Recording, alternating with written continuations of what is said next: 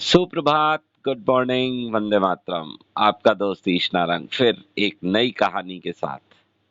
कहानी वो जो दिल को छू जाए, कहानी वो जो एक संदेश दे जाए, और कहानी वो जो किसी ना किसी समस्या का सॉल्यूशन दे जाए।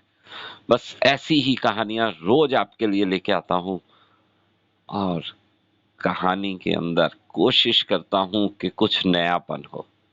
बस ऐसी ही कुछ कहानी, एक कहानी और लेकर आया हूँ। और एक छोटा सा फीडबैक मेरे पास यूट्यूब पर आया है कि आपकी कहानी थोड़ी सी लंबी हो जाती है।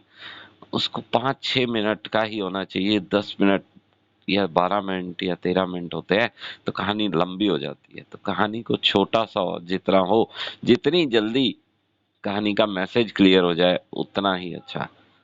तो कोशिश करते हैं कहानी को छोटा करने की, और जल्दी से जल्दी कहानी का मैसेज क्लियर हो जाए। तो आज की कहानी है एक चित्रकार की। एक कहानी है चित्रकार की और उसके एक चित्र की। हाँ जी, एक बहुत बढ़िया चित्रकार था, बहुत ही अच्छा। और उस चित्रकार की तारीफ, वाह वाही पूरे भारत में फैली हुई थी, पूरे नगर में फैली हुई थी। बहुत तारीफ करते थे उस चित्रकार की। एक बार एक कृष्ण मंदिर वालों ने उसको इनवाइट किया और उसको कहा कि हमें एक चित्र बना के दो, जिस चित्र में कृष्ण और कंस दोनों अवेलेबल हों। और वो चित्र ऐसा होना चाहिए कि जैसे चित्र खुद बोलता हो। तो चित्रकार मान गया, भगवान का काम था, कैसे मना कर सकता था। लेकिन उसने एक शर्त रखी। उसने कहा कि मुझे दो पात्र चाहिए होंगे जिनको बिठाकर मैं चित्र बनाऊंगा। एक बालक जो जिसका मैं कृष्ण के रूप में चित्रित करूंगा, और एक और व्यक्ति जिसको मैं कंस के रूप में चित्रित करूंगा। ऐसे दो पात्र मुझे मुझे चाहिए, और वो पात्र मैं खुद स्वयं चुनूंगा। आप सिर्फ मुझे ला कर देंगे।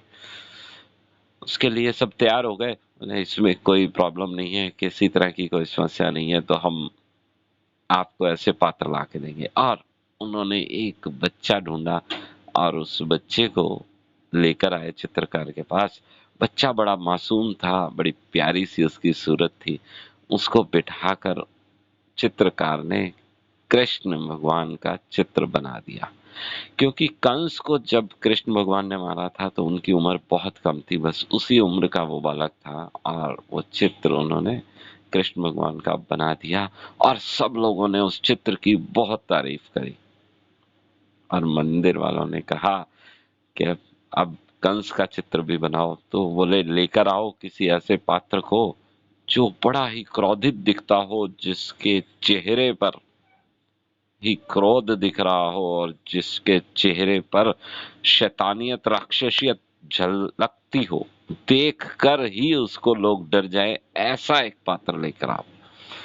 तो उस पात्र की तलाश शुरू हुई, और वो पात्र नहीं मिल पाया। मंदिर वालों ने काफी सारे लोग मिलवाए उस चित्रकार से, लेकिन चित्रकार जो है उसको सिलेक्ट कर ही नहीं पाया। वो जो भी व्यक्ति वो लेके आते वो यही कहता कि इस पात्र के चेहरे पर वो चीज नहीं है जो कंस के चेहरे पर थी। और ऐसे ही वक्त बीतता गया। कुछ समय के बाद, कुछ सालों के बाद, मंदिर मैनेजमेंट के एक व्यक्ति को एक बहुत ही अच्छा आइडिया आया। उसने कहा कि एक काम करते हैं, हम कारावास में चलते हैं और वहां पर देखते हैं कि कोई ऐसा व्यक्ति जिसको उम्र कैद या फांसी होने वाली हो, जिसने कोई गंभीर अपराध किया हो, उस व्यक्ति को वहां से चुनते हैं। और ऐसा ही हुआ। उन कैदियों में से एक उम्र कैद काट रहा व्यक्ति, जो कि बड़ा ही क्रूर माना जाता था, उसने ही बड़े ही क्रूर काम किए थे, कानून के विरुद्ध काम किए थे, उस व्यक्ति को चुना गया। और उस व्यक्ति का चित्र बनाने के लिए चित्रकार ने उसको पसंद कर लिया, और चित्रकार ने उसका चित्र बनाना शुरू किया।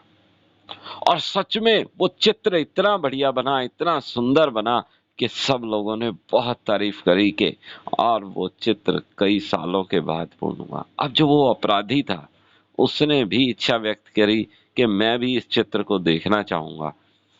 तो किसी को कोई एतराज नहीं था इसमें। उन्होंने उस अपराधी को वो चित्र दिखा दिया, और जब वो चित्र दिखाया तो वो चित्र देखते ही वो इतना क्रूर व्यक्ति जार जार रोने लगा, बहुत रोने लगा।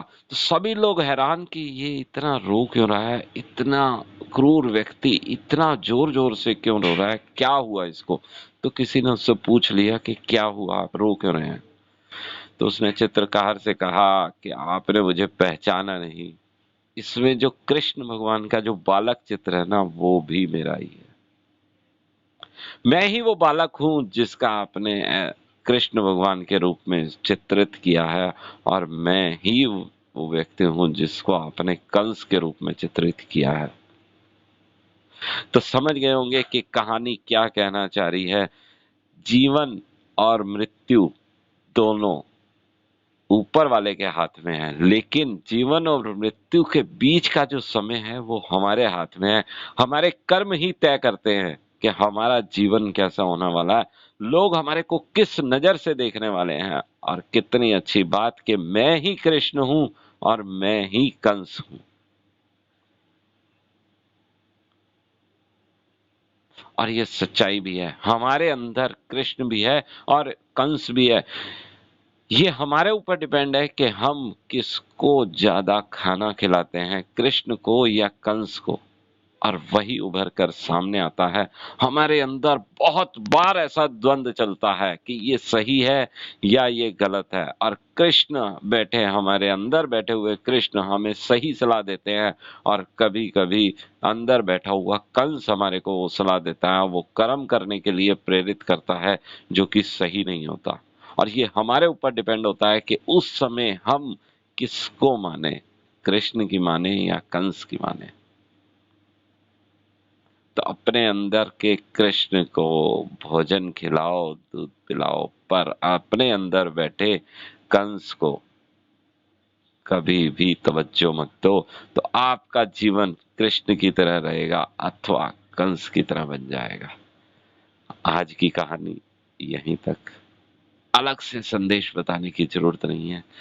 तो कृष्ण और कंस की ये कहानी, चित्रकार के चित्र की कहानी बताकर जाती है कि जीवन और मृत्यु के बीच के क्षणों को, बीच के सालों को हमने कैसे बिताना है। आप सब लोगों का बहुत बहुत धन्यवाद, बहुत बहुत शुक्रिया मेरे साथ जुड़े रहने के लिए। और आपको कहानी कैसी लगी जरूर कमेंट करना, और अच्छी लगे तो जरूर लोगों के साथ शेयर भी करना, क्योंकि हमारा ध्येय यही है कि ये कहानी, ये संदेश सब लोगों तक प्रसारित हो सके। तो कल सुबह इसी समय, इसी लिंक, इसी प्लेटफॉर्म पर हम फिर से मिलने वाले हैं। तब तक के लिए डोंट वरी, बी हैप्पी।